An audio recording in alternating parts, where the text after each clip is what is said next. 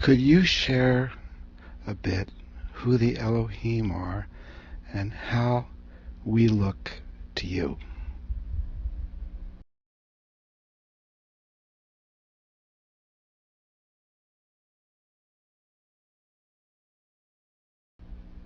We are a galactic grouping of energies. We exist outside of time and space.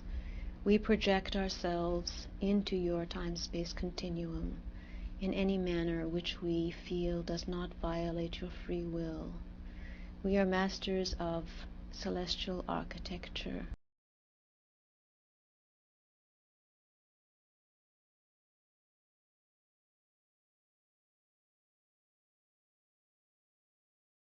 Of music, of sacred geometry. It is very hard for us to make our presence known in your world, as your world is very dense, and we are very undense. We come in the form of inspiration to your greatest poets, to your musicians, to your artists, to your architects, to your mathematicians. We have an exalted angelic countenance in your worldly kinds of terms. We are what you would call inspiration. We are what you would call angelic. We are what you would call crystalline in many ways. We have existed for millions upon millions of years. We are trying to insert love light into your density of third dimension and to bring forth love light out of that dimension. It is a grand experiment for us, and one at which we don't feel that we are doing as well as we had hoped. Everything which you perceive, which you feel, which you see, which you desire, which you want, which you have, which you do not have, is all up for remaking, for refashioning in the deepest recesses of your mind. It is about learning to be master manipulators of precipitation into matter. What is it you desire? What is it that you would have come to pass in your life? You are the creators. You are the one responsible. The earth now goes towards the collective, and you are part of the collective. It is in your own hands that you can change that. Yes, you with the faith of a mustard seed, because that faith can spread like wildfires to those who are around you and see that you embody the Christed light and the Christed heart. When you stay in your center, that is the point of power. When you stay in love, when you stay in the flow, that is the place where miracles happen. You can do it. You can be it. You must know it from a place of utmost knowing and utmost enduring and utmost gritting of the teeth. For there is dross, there are old patterns to be released, and yet as these are released, the light shines forth ever more brightly.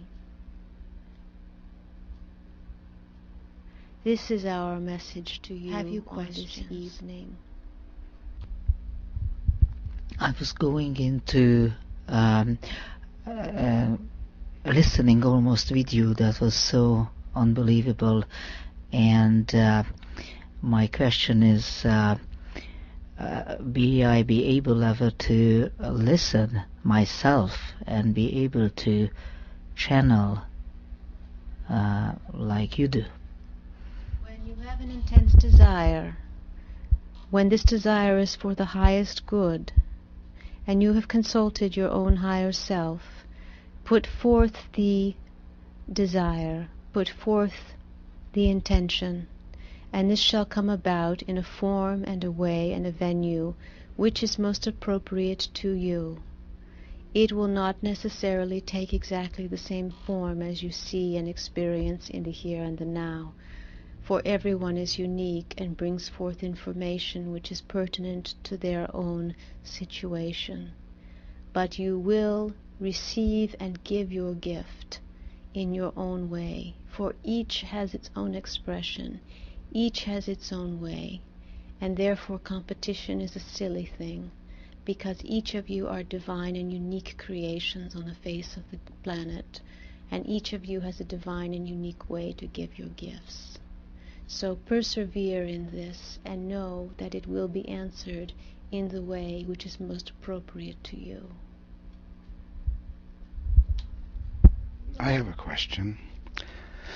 I know that many of the people that are watching this may not be aware of this thing called a dimensional shift. Could you explain to a new person what this period is that we're going through, this 75,000-year cycle, and why is time changing the way it normally works in this particular period? This has to do with celestial and organic cycles of the Earth and the solar system. This has to do with an acceleration and a critical mass in terms of energy fluctuations and breakthrough points.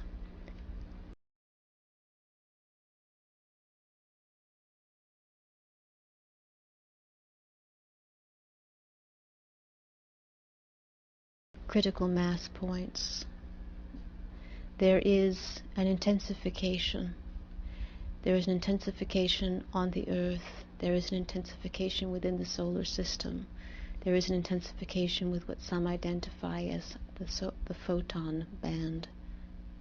What this is doing is accelerating energetically all that is around, from the Earth to the Earth core, to the crystalline blood structures in all of the mammals, including the human being, to a restructuring of the DNA, to the latent strands of DNA being brought back online, and memories of abilities that have been latent and dormant for thousands of years coming back online, and a re-remembering of what life was like on Gaia hundreds of thousands of years ago, when all remembered the law of one and all that is. It would become conscious again, and is becoming conscious again. This is what we are going through. This is the true meaning of the turning of the ages, of the Mayan calendar shifting. It is not so much that 2012 is a definitive point, it is more that this is a midpoint of a cycle that you are already in the midst of. Some people can feel this already, and this shall continue until 2017, 2019. It is a chance for a decision to be made by each and every human being living on the earth, whether they will remain in a cycle of perpetuation of fear, or whether they will move forward in perpetuation of a cycle of compassion and love. It is a simple decision. Shall one go the road of fear, or shall one go the road of love? If one goes the road of love, one shall continue with the evolutionary process of Gaia. If one goes the road of fear, one shall also continue with the evolutionary process, but of a different planetary sphere. This is the information which we can impart to you at this time. Thank you for watching today. Thank you for Vin and Daphne to come to my show, for Daphne for this wonderful channeling. We have to finish the channeling because of the limited time of each session. Promise you next week to continue the channeling, which we recorded through entirely until it was really accomplished, and we're gonna get back to you. Thank you for watching today. Welcome to the Vortex.